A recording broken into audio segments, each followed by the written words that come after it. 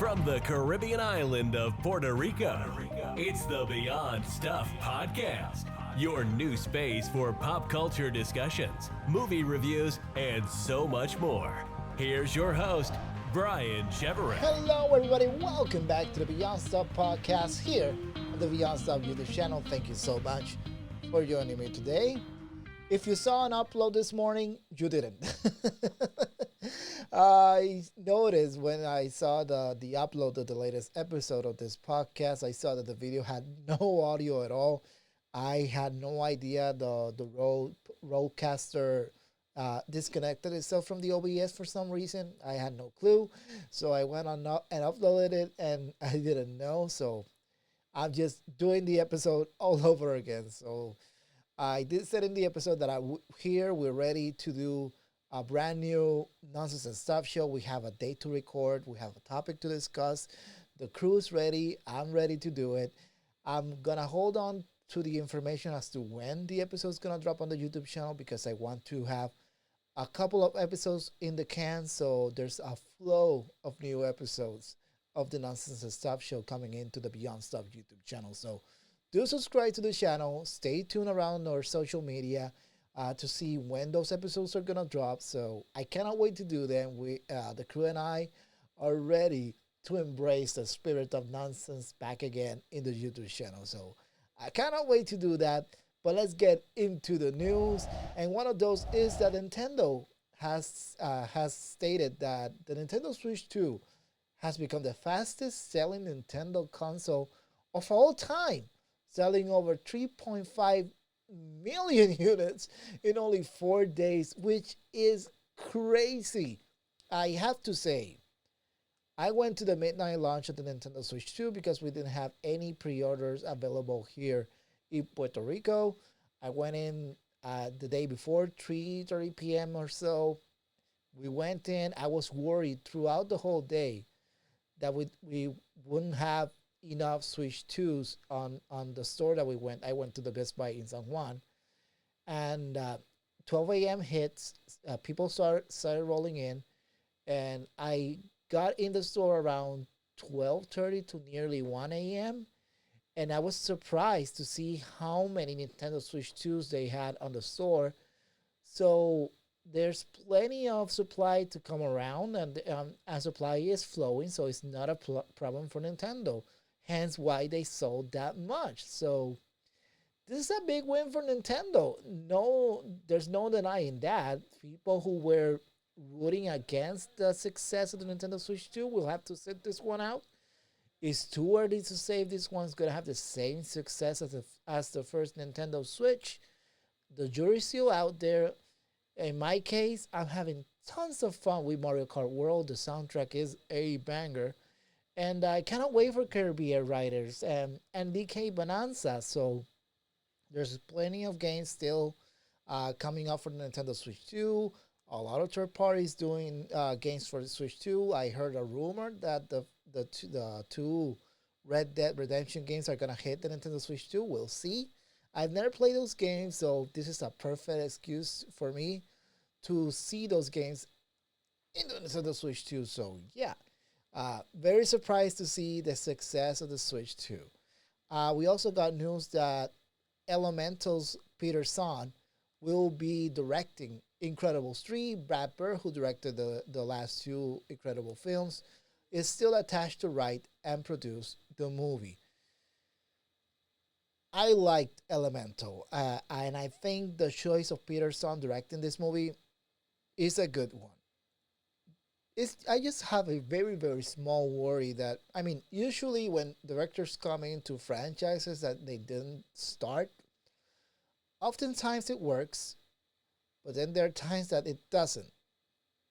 One of the recent cases for me was the Indiana Jones and the Dial of Destiny.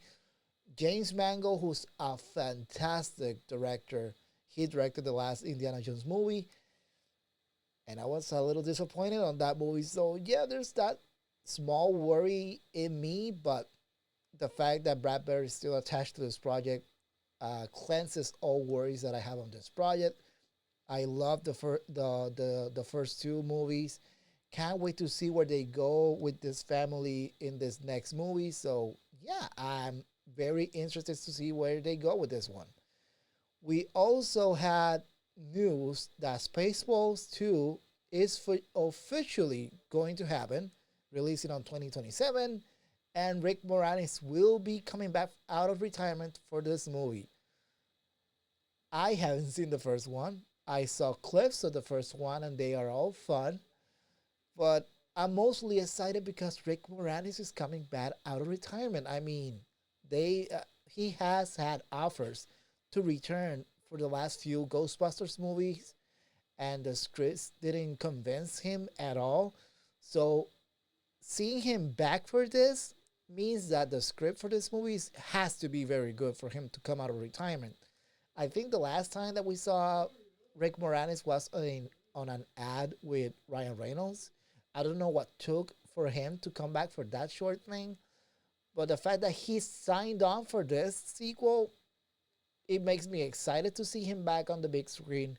It gives me a reason to revisit Spaceballs, so cannot wait to cover this movie on another episode of the podcast. But very exciting, exciting for fans. Comedy is hard to pull, especially spoof comedies like this one. I remember watching the old Hot Shot movies, and those were hilarious. So can't wait to see what they do with Spaceballs 2. So can't wait, can't wait. We also had news that the Zelda movie has been delayed for May 7, 2027. And I was not surprised at all.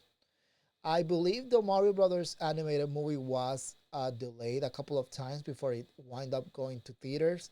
So them delaying the Legend of Zelda, not surprising in the least. They are taking their sweet time to craft this movie and make this movie the best movie that they can.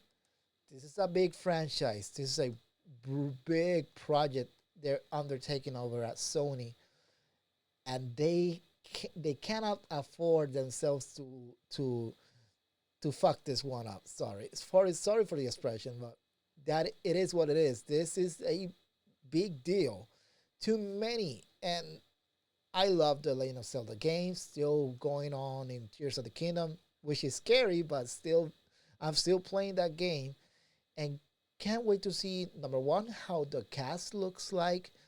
Number two, the visuals on this movie, they're gonna be very, very important to bring Hyrule to life. So yeah, I'm still excited that this movie is coming in. Westball is a good choice for this project. So yeah, very excited. And to finish up this episode, I love Steven Universe. So imagine my delight to see that Prime Video has picked the Steven Universe spinoff, Lars of the Stars, for Prime Video. Steven Universe is one of my all-time favorite cartoons from from Cartoon Network. I love the music of Steven Universe. I still listen to them to this day. It was a visually fantastic show, and it's an overall one of the all-time greats. So to people who claims that there wasn't any good shows in Cartoon Network after a certain era of cartoons, honestly, they're wrong. They should revisit Steven Universe, and if they want to have fun, there's regular show and Adventure Time and so. But yeah, I love Steven Universe, and I remember this episode. I remember having fun watching this episode with Lars and and the crew of Off Colors, and I remember having seen it in transmission, thinking this is a good idea for a spinoff. Then they wrapped up the Steven Universe series. I didn't think they were gonna go back into it, especially because for some reason some people are split on it. But I love this world, so them exploring this world and with Lars coming back, I have to say I'm happy when I saw the news pop in on my Twitter. I My day was instantly better, and the creative team behind Steven Universe, Rebecca Sugar, will be back for this spinoff. I cannot wait to have a first taste of coming back into this universe.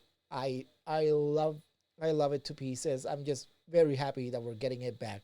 So yeah, let's just wrap it up for this episode. Thank you so much for joining me again on this podcast. Remember to subscribe and like and all that thing, but I'm not gonna force you to do it. Do what you like. Thank you so much for joining me, and I'll be seeing you guys next time.